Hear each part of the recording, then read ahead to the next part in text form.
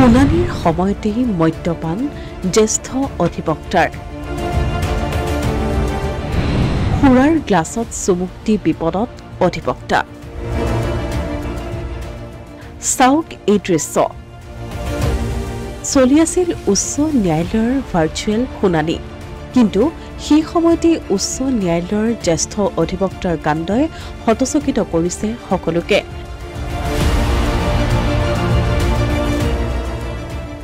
জুনত গুজৰাট উচ্চ ন্যায়ালয়ৰ এক ভাৰ্চুৱেল শুনানিৰ সময়তে ভৰা আদালতৰ সন্মুখতেই সুৰাৰ গ্লাছত চুমুক দিলে এগৰাকী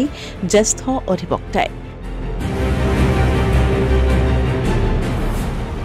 অধিবক্তাগৰাকী হৈছে ভাস্কৰ তান্না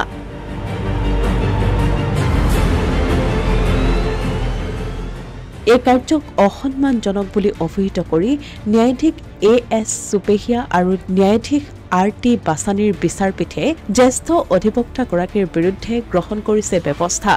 জাননী জাৰি কৰা হৈছে জ্যেষ্ঠ অধিবক্তাগৰাকীলৈ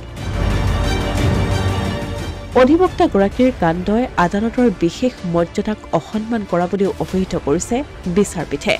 তান্নাৰ পদবীৰ পুনৰ মূল্যায়নৰ প্ৰয়োজনীয়তাৰ কথাও দোহাৰিলে বিচাৰপীঠে পঞ্জীয়কক পৰৱৰ্তী শুনানিৰ বাবে বিশদ প্ৰতিবেদন প্ৰস্তুত কৰিবলৈ আৰু ভিডিঅ' প্ৰমাণ সংৰক্ষণ কৰিবলৈ নিৰ্দেশ দিয়া হৈছে উল্লেখযোগ্য যে কিছুদিন পূৰ্বে গুজৰাট উচ্চ ন্যায়ালয়ৰ ভাৰ্চুৱেল শুনানিৰ সময়ত দেখা পোৱা গৈছিল আন এক আচৰিত কাণ্ড শৌচাগাৰত বহি শুনানিত অংশগ্ৰহণ কৰিছিল এজন ব্যক্তিয়ে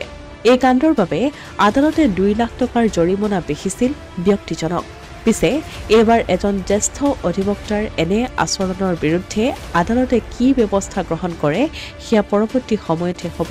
লক্ষণীয় অসমীয়া প্ৰতিদিন ডিজিটেল ডেস্ক